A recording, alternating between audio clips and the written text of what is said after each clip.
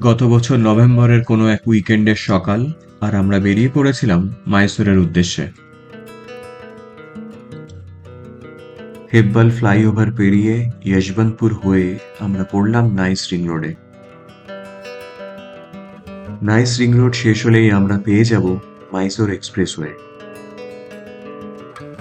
একটু সময় সুযোগ হলেই আমরা বেরিয়ে পড়ি মাইসোরের উদ্দেশ্যে।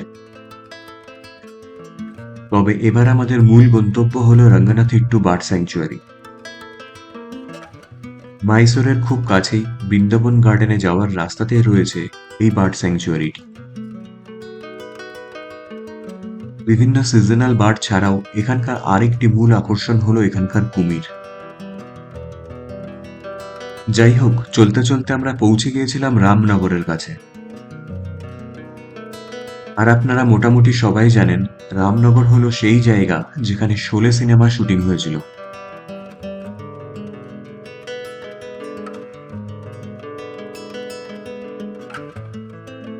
মাইসোর এক্সপ্রেসওয়েতে ড্রাইভ করার অভিজ্ঞতা কিন্তু খুব সুন্দর। 6 লেন এক্সপ্রেসওয়ে, তার সাথে দুপাশে দুর্দান্ত সুন্দর প্রকৃতি। এই রাস্তায় ড্রাইভ করলে আমাদের প্রথম পছন্দ থাকে খাবারের জন্য মাদ্দুর টিফিনাইজ। এবারও তার ব্যতিক্রম হলো না। এখান থেকে কফি, ইডলি আর বড়া খেয়ে নিয়ে আমরা আবার রওনা দিলাম মাইসোরের উদ্দেশ্যে।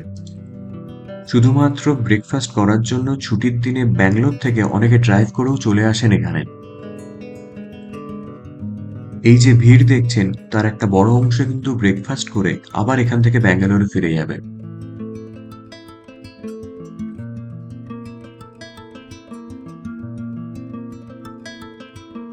কিন্তু আমরা এগিয়ে চলবো রঙ্গনাথিট্টুর উদ্দেশ্যে। ব্রেকফাস্টের পর ক্যামেরা এলো আমার হাতে, আর ড্রাইভিং স্টিয়ারিং গেল প্রিয়াঙ্কার হাতে।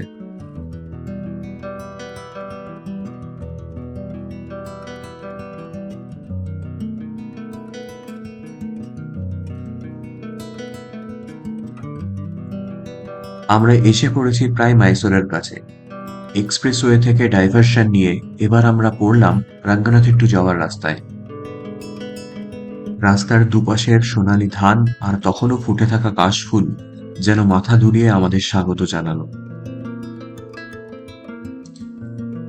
আর এখান থেকে আমরা বাঁক নিলাম রঙ্গনাথিট্টু বার্ড স্যাংচুয়ারির উদ্দেশ্যে। ফেলে আসা রাস্তায় যদি আপনারা এগিয়ে যান, তাহলে সোজা গিয়ে পৌঁছাবেন বৃন্দাবন গার্ডেনে। অবশেষে আমরা পৌঁছালাম রঙ্গনাথিট্টু বার্ড স্যাংচুয়ারির পার্কিং এ। এখানে পার্কিং চার্জ আমাদের দিতে হয়েছিল 70 টাকা।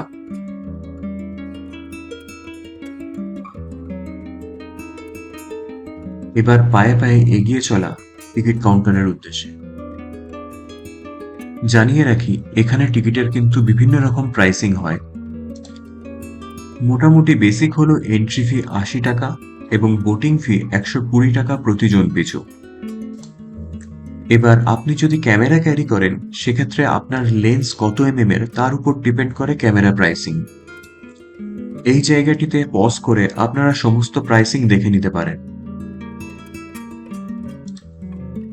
আমরা সেদিন করেছিলাম শেয়ারিং বোটিং। আপনি যদি চান, ইন্ডিভিজুয়ালিও আপনি আলাদা করে বোট এখান থেকে ভাড়া নিতে পারেন।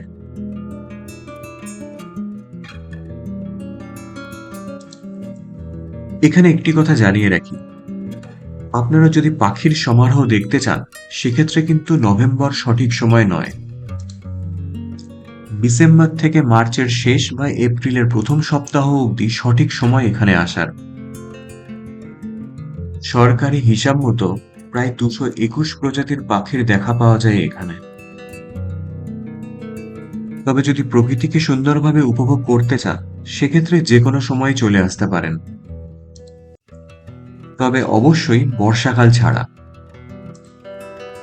কারণ এই যে জলাশয়গুলি দেখছেন, এই জলাশয়গুলি সরাসরি কাবেরী নদীর সঙ্গে যুক্ত। আর বর্ষাকালে কাবেরী নদীর জল প্রচন্ড পরিমাণে বেড়ে যাওয়ায় এখানে বোটিং বন্ধ করে দেওয়া হয়। আর তার সাথে আরো একটি কনসার্নের বিষয় হলো, এখানে যে প্রচুর পরিমাণে কুমিরের সংখ্যা রয়েছে, তারাও জলাশয়ের উপরে উঠে আসে সেই সময়। তাই কুমিরের উপদ্রবও বেশ বেড়ে যায়। কথাটি কেন বললাম তার প্রমাণ একটু পরেই পেয়ে যাবেন আপনারা। যাই হোক, কথায় কথায় বোটিং পয়েন্টে চলে আসলাম আমরা। এবার টিকিট দেখিয়ে লাইফ জ্যাকেট পরে আপনাকে অপেক্ষা করতে হবে অন্যান্য দর্শনার্থীর, কারণ একটি বোট 10-12 জন না হলে ছাড়া হবে না। তবে যতবারই এসছি এখানে কোনোবারই বেশিক্ষণ অপেক্ষা করতে হয়নি।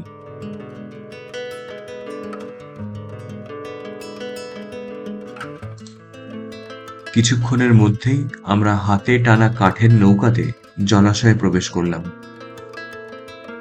এবার খুব ছোট্ট করে এই পাখিরালয়ের ইতিহাস বলে নিই। কাবেরী নদী এবং তার আশেপাশে জলাশয়গুলির জন্য পাখির আধিক্য তো প্রথম থেকেই ছিল এখানে।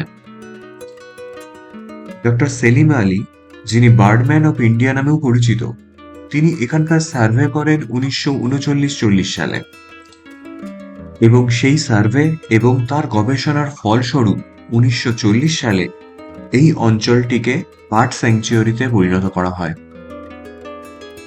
তবে শুধু পাখি ছাড়াও প্রায় 10 প্রজাতির রেপটাইলস এবং 85 প্রজাতির প্রজাপতির দেখা মেলে এখানে।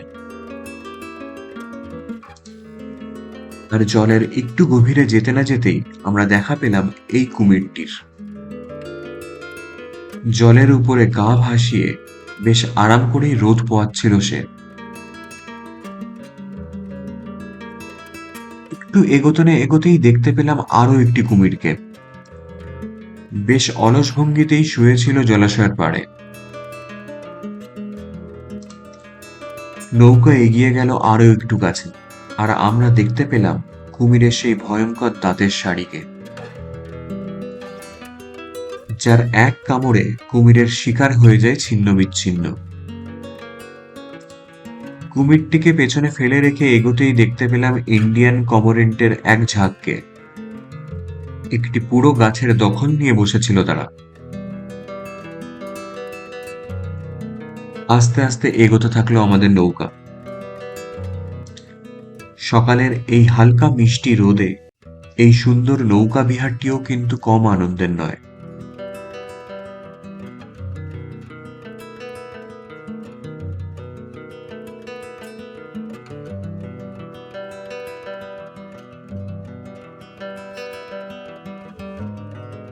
দেখা পেলাম একদল ব্ল্যাক হেডেড আইবিসেরও।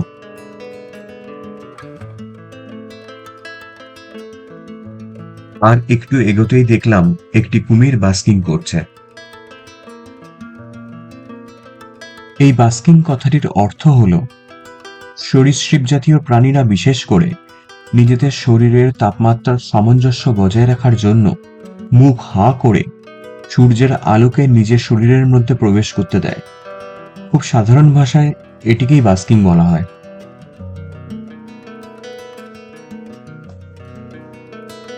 এগিয়ে চলল আমাদের নৌকা, আর আমরা দেখতে থাকলাম এক একটি পাথরের উপর এক একটি কুমির রোদ পোয়াচ্ছে বা বাস্কিং করছে।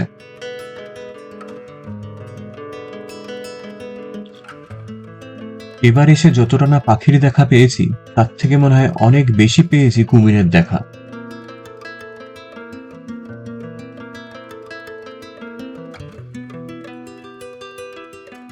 এই গাছের ওপর একটি স্পট বিল্ড পেলিকান ফ্যামিলি নিজেদের সংসার পাতিয়েছে, আর জলের মধ্যে খেলা করে বেড়াচ্ছে অজস্র ক্যাটফিশ জাতীয় মাছ। নৌকা বিহার শেষ করে দুজনে ডিসাইড করলাম আর একটু এক্সপ্লোর করে দেখব এই স্যাংচুয়ারিটিকে।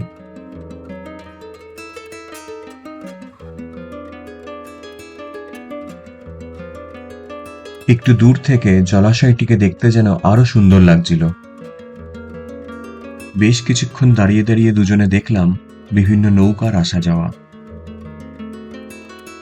এখানে একটি সুন্দর ওয়াচ টাওয়ারও করা রয়েছে।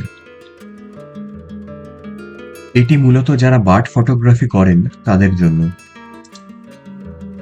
এরপর দুজন মিলে হাঁটতে হাঁটতে আমরা চলে আসলাম একটি গ্লাস ব্রিজের উপরে। জানিয়ে রাখি, বাচ্চাদের জন্য এখানে একটি খুব সুন্দর চিলড্রেন্স পার্কও করা রয়েছে।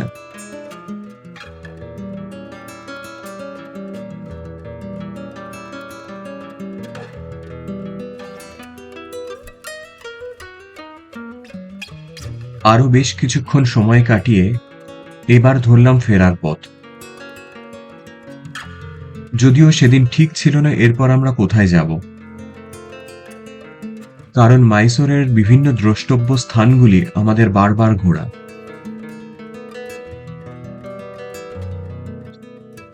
স্যাংচুয়ারি থেকে বেরিয়ে রাস্তার পাশে আখের রসের দোকান দেখে দুজনে লোভ সামলাতে না পেরে দাঁড়িয়ে পড়লাম।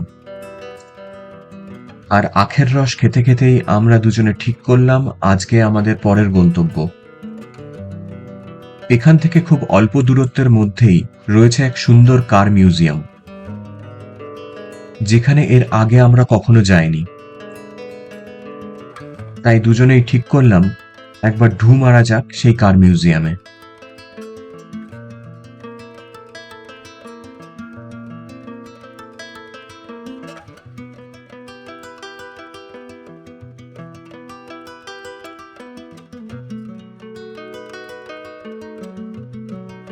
এবার আমরা প্রবেশ করলাম পায়ানা কার মিউজিয়ামে। এই যে বিশাল আকৃতির টায়ারটি দেখছেন, এটিই হলো কার মিউজিয়ামের প্রবেশদ্বার। না না, এই গাড়িগুলো কিন্তু কার মিউজিয়ামের দ্রষ্টব্য না। আমরা এখন কার মিউজিয়ামের পার্কিং এ। এখানে কোনো রকম পার্কিং চার্জ আমাদের দিতে হয়নি, এবং এর সঙ্গেও জানিয়ে রাখি, যারা ইভি গাড়ি নিয়ে আসবেন তাদের জন্য খুব সুন্দর চার্জিং এর ব্যবস্থাও করা রয়েছে এখানে।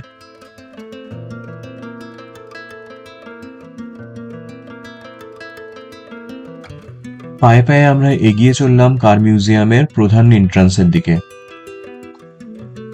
এই বিশাল আকৃতির টায়ারটি কিন্তু বেশ আকৃষ্ট করেছিল আমাদের।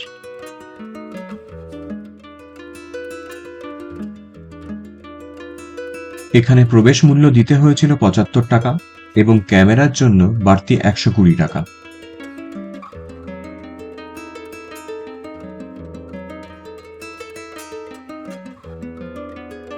এটি কার মিউজিয়ামের টিকিট কাউন্টার। এখান থেকে টিকিট কেটে তারপরে আপনাকে প্রবেশ করতে হবে ভেতরে।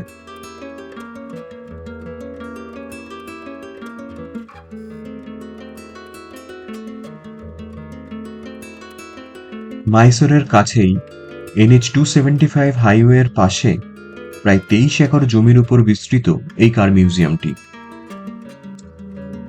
যারা কার এনথুসিয়াস্ট তাদের জন্য কিন্তু আদর্শ জায়গা এই মিউজিয়ামটি। এই মিউজিয়ামের সংগ্রহ করা গাড়ির সংখ্যা এতটাই বেশি যে তার প্রত্যেকটির ব্যাপারে বলতে গেলে বেশ কিছুটা সময় লেগে যাবে, তাই সেই চেষ্টায় আর গেলাম না। তবে জানিয়ে রাখি, এই কার মিউজিয়ামটি বেশ নতুন। ২০২৪ সালের এপ্রিল মাসে জনসাধারণের জন্য খুলে দেওয়া হয়েছিল এর দরজা। আর এই মিউজিয়ামের প্রতিষ্ঠাতা ডক্টর বীরেন্দ্র হেগড়ে, যিনি ধর্মস্থলের বর্তমান ধর্মাধিকারী।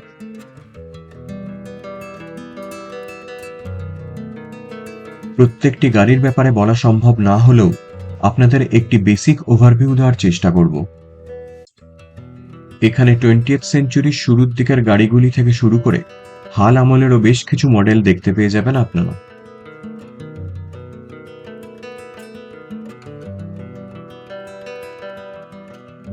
তার মধ্যে বিশেষ করে উল্লেখযোগ্য 1925 সালের ফিয়াট 501 মডেল, রোলস রয়েসের বিভিন্ন মডেল এবং বেন্টলির মতো বিলাসবহুল গাড়িও।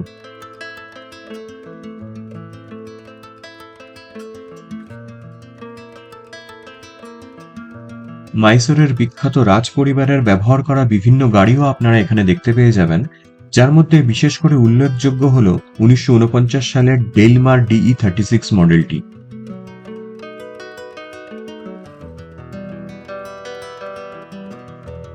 গাড়ি ছাড়াও এখানে পুরনো আমলের বিভিন্ন মোটরসাইকেল, স্কুটার, ঘোড়ার গাড়ি, এমনকি রিক্সাও প্রদর্শিত করা রয়েছে।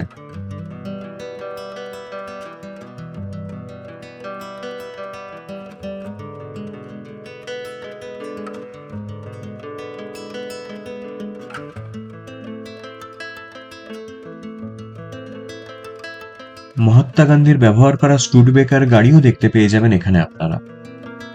এছাড়াও আপনারা দেখতে পাবেন নোবেলজয়ী বিজ্ঞানী ডক্টর সিভি রমনের ব্যবহার করা গাড়িও।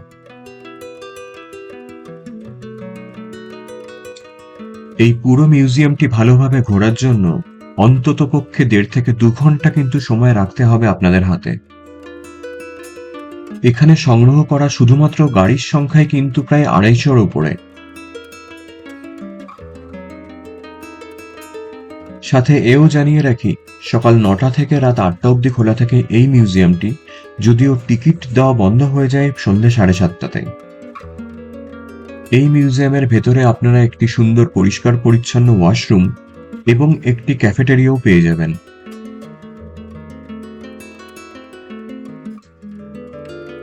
সাথে এও জানিয়ে রাখি, এই মিউজিয়ামের ভেতরেই একটি রিস্টোরেশন ইউনিটও রয়েছে, যেখানে পুরনো গাড়িগুলোকে মেরামত করে আবার নতুন রূপ দেওয়া হয়। আপনি চাইলে সেই রিস্টোরেশন ইউনিটের মধ্যে ঢুকে তার কাজও দেখতে পারেন, তবে তার জন্য আলাদা পারমিশন নিতে হবে। এখানে আরও প্রদর্শিত করা রয়েছে দ্বিতীয় বিশ্বযুদ্ধের সময় ব্যবহৃত বিভিন্ন সামরিক যানবাহনও।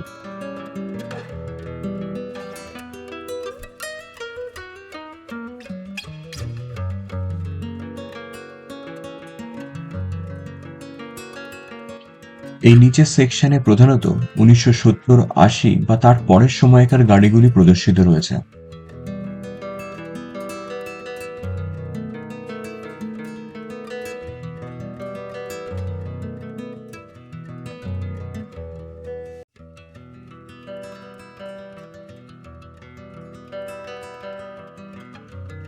এমনকি জিনিসপত্র পরিবহনকারী ট্রাকও বাদ যায়নি এই মিউজিয়ামের সংগ্রহের তালিকা থেকে। এই 1983 ডাটসান গাড়িটির মালিক ছিলেন কর্ণাটকের বিখ্যাত অভিনেতা ডক্টর বিষ্ণুবর্ধন।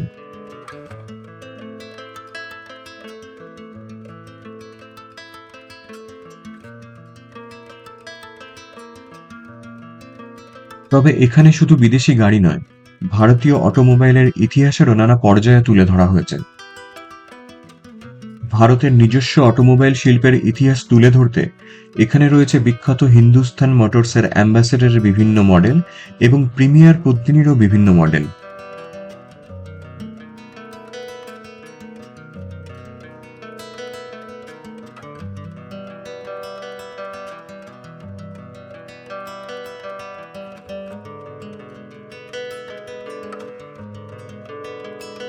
শুধুমাত্র উপরের তলার কালেকশন দেখতে দেখতেই আমাদের অলমোস্ট 1 ঘন্টা কেটে গিয়েছিল।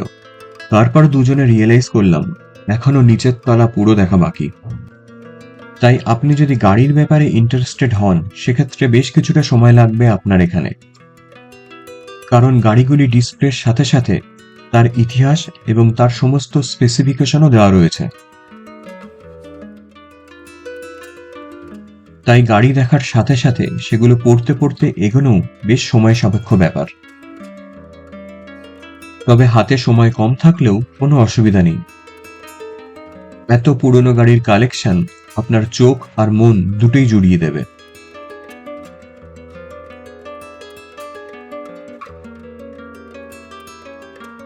তবে এই মিউজিয়ামটি পুরোটি দেখার পর বুঝতে পারলাম যে এটি শুধুমাত্র একটি গাড়ি দেখার জায়গা নয়, বরং এটি একটি জার্নি থ্রু দ্য টাইম, যেখানে আপনি বুঝতে পারবেন কিভাবে যাতায়াত ব্যবস্থার বিবর্তন হয়েছে। তাই মাইসোর আসলে অন্তত আমাদের রেকমেন্ডেশন থাকবে এই জায়গাটি থেকে একবার ঘুরে যাবেন।